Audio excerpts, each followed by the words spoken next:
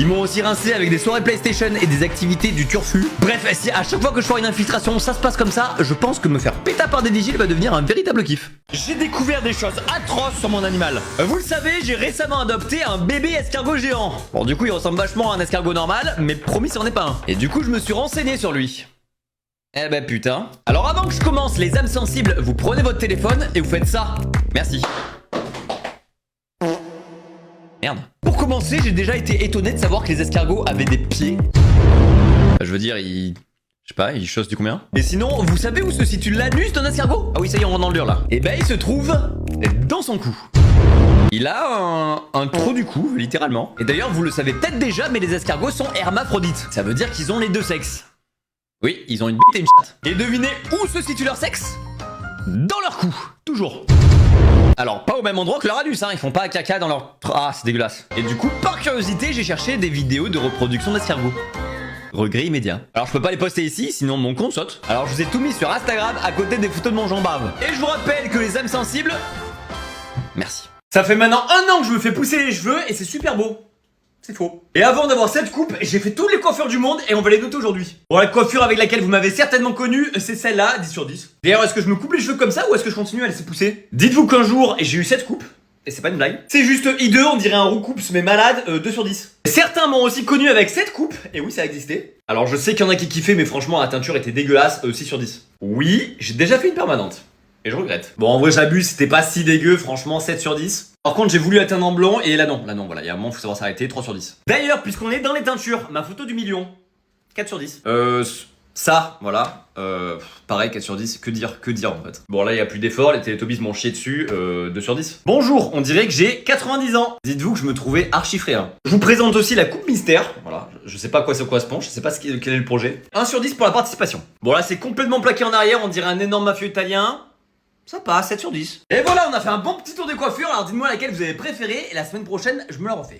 J'ai acheté une valise perdue, et je m'attendais pas à trouver ça dedans. Quand un objet ou un bagage est perdu dans un aéroport, il est immédiatement renvoyé à son propriétaire.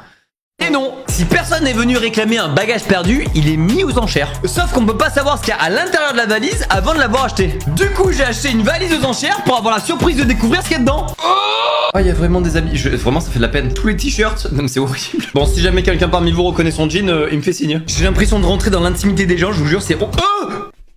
Mais qui met son téléphone dans sa valise? On va peut-être retrouver le propriétaire de la valise. Ah bah oui, putain, évidemment il y a un code. Bon, j'ai cherché les codes les plus utilisés dans le monde, on va voir si ça marche. 1, 2, 3, 4. Non. 0, 0, 0. Non. 25, 80. Ah, c'est la ligne, ouais, ok.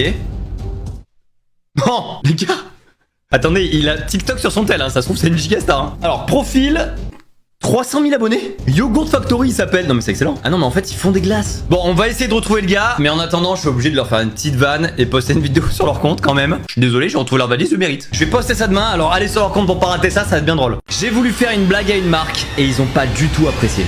Il y a quelques jours, j'ai retrouvé le téléphone d'un employé de la marque Yogurt Factory dans un bagage perdu. Et avant de rechercher son propriétaire, j'en ai d'abord profité pour publier une vidéo sur leur compte. Je veux dire, ça va, j'ai retrouvé toutes ces affaires, je peux bien faire une vanne. Et puis la tentation était trop grande. Et ben ils l'ont directement supprimé, voilà, ils ont pas le temps. Bon, ils m'ont quand même DM pour me remercier d'avoir retrouvé leur téléphone et m'ont fait livrer une glace. Donc a priori c'est cool. Sauf que la glace était dégueulasse, vraiment affreuse. Donc je leur ai demandé quel goût elle avait parce que je comprenais pas, ils sont pas censés faire des glaces dégueu. Et apparemment c'est une blague pour se venger de ma vidéo sur leur compte.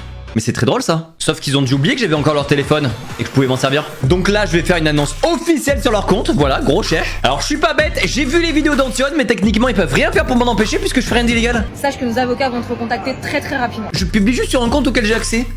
Alors envoyez-moi vos avocats, y a pas de souci. Hein. Bref, allez sur leur compte, je sors ça demain et on va voir comment ils s'en sortent face à une annonce aussi salée. Demain c'est le 14 juillet, sans deck. Ta gueule. Alors tu peux regarder le défilé devant ta télé, tu peux aussi regarder le feu d'artifice le soir. Bah c'est cool mais tu peux faire mieux. Parce que cette année, l'armée de terre a câblé. Et si après le défilé on allait se poser sur une petite place avec nos énormes blindés? Après le défilé, ils vont tranquillement se poser sur une place avec leurs blindés. On est dans GTA ou... Donc tout le monde peut y aller, checker les véhicules, les armes, les militaires. Il y a même des démonstrations de maîtres de chiens. Ils ramènent aussi plein de stands avec toutes les différentes branches de l'armée de terre. Combattants, maîtres de chiens, légions étrangères, pompiers, tout ça. Moi j'y serai, donc si toi aussi tu veux venir pour découvrir ces métiers, rendez-vous demain de 14h à 18h à la place de la Nation. Et si t'es intéressé, tu peux aussi découvrir les métiers et les démarches pour t'engager sur s'engager.fr. Bon les gars, lequel d'entre nous est la matière préférée des élèves? Alors je pense que c'est moi. Eh ben c'est moi bien sûr. Non.